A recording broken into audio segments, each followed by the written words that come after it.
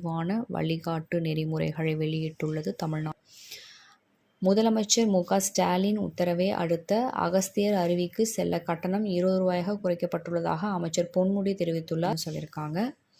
So இந்த மாதிரி அடுத்தடுத்த அப்டேட் இருக்குது. ஸோ குழந்தைகளுக்கான விஷயம் அப்படின்னே சொல்லலாம். சப்போஸ் இப்போது கரண்ட்டாக அப்டேட்டில் இருக்க இந்த பத்திரவு பதிவு பற்றின விஷயங்கள் சில பேருக்கு தெரியாமல் இருக்கும். ஏன்னா சாட்டர்டேஸ் எல்லாருமே பத்திரப்பதிவு இல்லை அப்படிங்கிற மாதிரியான விஷயங்கள் நடைமுறையில் இருந்தது. தடையின்றி மின் விநியோகம் வழங்குவதை உறுதி செய்யுமாறு அன்பில் மகேஷ் அவர். ஹலோ ஃப்ரெண்ட்ஸ், இன்றைக்கி முக்கியமான ஒரு அப்டேட் ஒன்று வந்திருக்கு.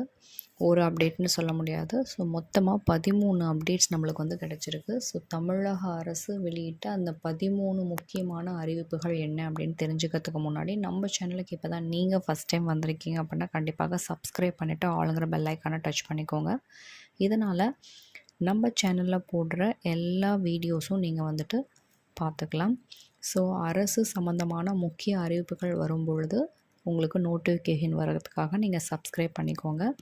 உங்களோட ஃப்ரெண்ட்ஸ் அண்ட் ஃபேமிலியோட ஷேர் பண்ணிக்கோங்க. உங்களுக்கு யூஸ்ஃபுல்லான தகவலாக இருந்ததுன்னா கண்டிப்பாக கமெண்ட் பாக்ஸில் சொல்லிட்டு போங்க. வாங்க வீடியோவை முழுமையாக பார்க்கலாம். ஸோ என்ன அறிவிப்பு அப்படிங்கிறத நம்ம தெரிஞ்சுக்கலாம். ஸோ தமிழகத்தில் 10ஆம் வகுப்பு படிக்கும் மாணவ மாணவியருக்கான பொது தேர்வு மார்ச் 28ஆம் தேதி தொடங்கி ஏப்ரல் 15ஆம் தேதி வரை நடக்கிறது. இந்த தேர்வில் தமிழகம் புதுச்சேரியை சேர்ந்த 9,13,000 மாணவ மாணவியர்கள் தேர்வு எழுத பதிவு செய்துள்ளனர். இந்த நிலையில் தேர்வு எழுத பதிவு செய்துள்ள மாணவ மாணவியருக்கான ஹால் டிக்கெட்டுகள் 14ஆம் தேதி விநியோகம் செய்ய தேர்வுத்துறை முடிவு செய்துள்ளது. தனி தேர்வர்கள் மற்றும் நேரில் பெற முடியாதவர்கள் tge.tn அப்படிங்கிற வெப்சைட்டில் இணையதளத்தில் 14ஆம் தேதியிலிருந்து பதிவிறக்கம் செய்து கொள்ளலாம்னு சொல்லியிருக்காங்க. நெக்ஸ்ட்டு அப்டேட்டாக என்ன வந்திருக்கு அப்படின்னு பார்த்தீங்கன்னா, ஆட்போசம் இல்லாத அதாவது புறம்போக்கு நிலங்களில் வசிப்போருக்கு பட்டா வழங்க விரிவான வழிகாட்டு நெறிமுறைகளை வெளியிட்டுள்ளது தமிழ்நாடு அரசு.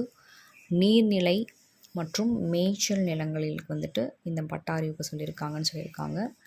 ஸோ பார்த்திங்கன்னா பட்டா அறிவிப்பு இந்த மேய்ச்சல் நிலம் அதாவது புறம்போக்கு நிலங்களில் வசிப்போருக்கு பட்டா வழங்க விரிவான வழிகாட்டு நெறிமுறைகளை வெளியிட்டுள்ளது தமிழ்நாடு அரசு. நீர்நிலை, மேய்ச்சல் நிலம், கோயில் நிலம் மற்றும் உரிமையாளர் அடையாளம் காணப்படாத நிலங்கள் வசிப்போருக்கு பட்டா வழங்கப்படாது என்று தெரிவிக்கப்பட்டுள்ளது. சென்னை பெருநகர பகுதிகளில் 10 ஆண்டுகளுக்கு மேல் வசிப்பவர்களுக்கு பட்டா வழங்கப்படும் அப்படின்னு சொல்லியிருக்காங்க. ஸோ இந்த மாதிரி அடுத்தடுத்த அப்டேட் நீங்கள் பார்த்துக்கலாம். சப்போஸ் 5 ஆண்டுகளுக்கு மேல் வசிப்பவர்களாக பட்டா வழங்கப்படும் தமிழ்நாடு அரசு தெரிவித்துள்ளது அப்படின்னு சொல்லியிருக்காங்க. சப்போஸ் 5 வருஷத்துக்கு மேலே நீங்கள் இருக்கீங்க அப்படின்னா நீங்கள் வாங்கிக்கலாம். மேலும் 3 லட்சம் மற்றும் அதற்கு குறைவாக ஆண்டு இருக்கீங்க அப்படின்னா இலவச பட்டா வழங்கப்படும் அப்படின்னு சொல்லியிருக்காங்க. சென்னை புறநகர் பகுதிகளில் கிட்டத்தட்ட பார்த்திங்கன்னா நம்மளுக்கு மொத்த எண்ணிக்கை 86,721 பேர் சொல்லியிருக்காங்க.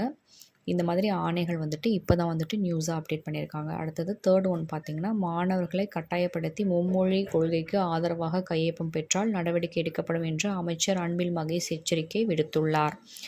ஃபோர்த்தாக என்ன சொல்லியிருக்காங்கன்னா, அரசு ஊழியருக்கான நடத்தை விதிகளில் திருத்தம். அரசியல் கட்சி அமைப்பில் உறுப்பினராக இருக்கக்கூடாது. தமிழ்நாடு அரசு உத்தரவு. அரசின் அனுமதியின்றி அரசு ஊழியர்கள் அவர்களின் மனைவி மற்றும் குடும்ப உறுப்பினர்கள் 25,000 ரூபாய்க்கு அதிகமான பரிசுகளை பெறக்கூடாது அப்படின்னு சொல்லியிருக்காங்க. ஸோ திருமணம் உள்ளிட்ட மத சடங்குகளின் போது 25,000க்கு அதிகமான பரிசுகளை பெறலாம். இதை ஒரு மாதத்திற்குள் அரசு தெரிவிக்க வேண்டும். அரசுக்கு எதிரான கருத்துக்களை அரசு ஊழியர்கள் எந்த வகையிலும் தெரிவிக்கக்கூடாது அப்படின்னு வரை கொடுத்துருக்காங்க. ஸோ மார்ச் மாதம் அனைத்து சனிக்கிழமைகளிலும் பத்திரப்பதிவு அலுவலகங்களில் விடுமுறை கிடையாது என்றும் அனைத்து அலுவலகங்களுக்கும் திறந்திருக்கும் என்றும் அறிவிப்புகள் விடுத்திருக்கின்றனர். எப்பொழுதும் போல பத்திரப்பதிவு நடைபெறும் என்று ஏற்கனவே அறிவிக்கப்பட்டிருந்தது. அதன்படி தமிழ்நாடு முழுவதும் இந்த அனைத்து பத்திரப்பதிவு அலுவலகங்களும் திறந்திருக்கும் என்று ஆணை பிறப்பித்துள்ளது. கோடை காலம், பட்ஜெட் கூட்டத்தொடர், பொது தேர்வு போன்றவற்றை முன்னிட்டு தடையின்றி மின் விநியோகம் வழங்குவதை உறுதி செய்யுமாறு அன்பில் மகேஷ் அவர்கள் அரசாணை பிறப்பித்துள்ளார். வரும் 9ஆம் தேதி ஞாயிற்றன்று காலை 5:10 முதல் மாலை 4:10 வரை சென்னை கடற்கரை தாம்பரம் இடையே புறநகர் மின்சார ரயில் சேவை ரத்து செய்யப்படுகிறது. செங்கல்பட்டு காஞ்சிபுரம் திருமால்மூர் ரயில்கள் தாம்பரம் வரை இயக்கப்படும் என்றும் கூறப்பட்டுள்ளது. பயணிகள் வசதிக்காக தாம்பரம் கோடம்பாக்கம் இடையே 30 நிமிட இடைவெளியில் சிறப்பு ரயில் இயக்கப்படும் எனவும் தெற்கு ரயில்வே கூறியிருக்கிறது. தமிழகத்தில் வருகின்ற 11ஆம் தேதி 6 மாவட்டங்களில் மழைக்கான வாய்ப்புகள் இருக்கக்கூடும் என்கின்ற வானிலை அறிக்கை ஒன்று வெளியிட்டிருக்கிறது. ஸோ கனமழை பொறுத்தவரை திருநெல்வேலி, கன்னியாகுமரி, தென்காசி, தூத்துக்குடி, விருதுநகர் மற்றும் ராமநாதபுரம் என்ற அறிவிப்புகள் வர இருக்கின்றது. தமிழகத்தை பொறுத்தவரை கனமழைக்கும் வாய்ப்புள்ளதாக தெரிவித்துள்ளனர். ஒரு சில இடங்களில் கனமழை பெய்ய வாய்ப்புள்ளதாக தெரிவித்திருக்கின்றனர். மக்காச்சோளம் நெக்ஸ்ட் வர்த்தகம் மேற்கொள்ள தற்போது 19% வாங்கி கொண்டிருந்த இடத்தில் 1% ரத்து செய்யப்படக்கூடும் என்ற தமிழக அரசு அறிவித்துள்ளது. தமிழக வனத்துறையில் வனவிலங்கு பராமரிப்பு மற்றும் பாதுகாப்பிற்காக 23 கால்நடை மருத்துவ பணியாளர்கள் பணியிடங்கள் உருவாக்கப்படுகின்றன. தமிழக முதலமைச்சர் 8 உதவி கால்நடை மருத்துவர்கள் மற்றும் 6 கால்நடை உதவியாளர்கள் மற்றும் 9 கால்நடை உதவியாளர்களை மொத்தம் 23 கால்நடை மருத்துவ பணியிடங்களை உருவாக்க ஒப்புதல் வழங்கியிருக்கின்றனர். 11ஆவதாக ஹோலி பண்டிகையை ஒட்டி திருப்பூர் வழியாக வட மாநிலங்களுக்கு 2 சிறப்பு ரயில்கள் இயக்கப்படுகிறது. திருவனந்தபுரம் மற்றும் நிஜாமுத் இடையிலான சிறப்பு ரயில் திருவனந்தபுரம் வடக்கில் இருந்து இன்று வருகிறது. 14ஆம் தேதி மதியம் 2:15க்கு புறப்படும். இதேபோல் போத்தனூர் இடையே சிறப்பு ரயில் அறிவிக்கப்பட்டுள்ளது.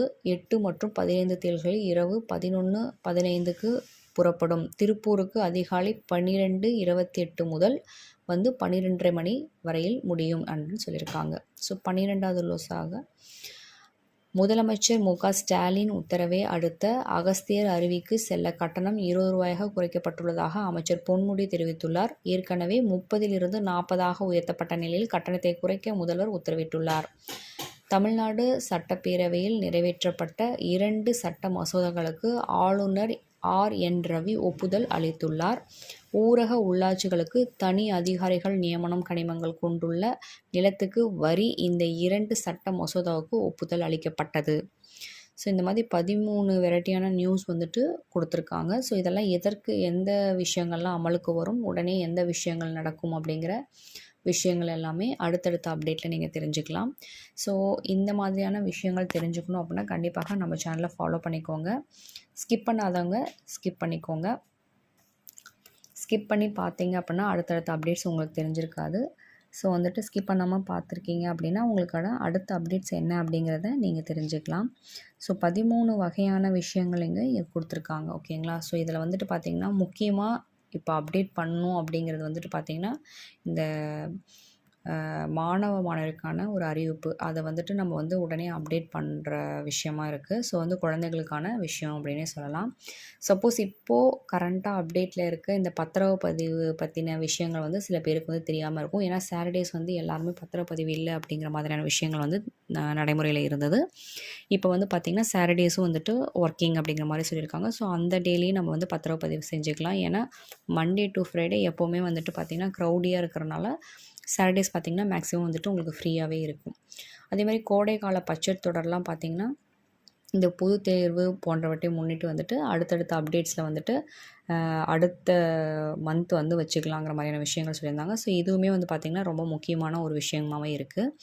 இந்த கோடைக்கால பட்ஜெட் அப்படிங்கிறது இந்த டைம் ரொம்ப இம்பார்ட்டண்டான விஷயம் அப்படின்னே சொல்லலாம். ஏன்னா அந்த மாதிரியான விஷயங்கள் லாஸ்ட் டைம் கரெக்டாக கொடுக்காதனால நிறைய ப்ராப்ளம் ஃபேஸ் பண்ணனால இந்த கோடைக்கால பட்ஜெட் கூட்டத்தொடர் ரொம்ப முக்கியமான ஒரு விஷயம். ஸோ இந்த பொது தேர்வு இதை முடித்த உடனே பார்த்திங்கன்னா நம்மளுக்கு இந்த மின் விநியோகம் வழங்குதல் எந்த ஒரு பிரச்சனையும் வராது அப்படிங்கிறதையும் அவங்க கொடுத்துருக்காங்க.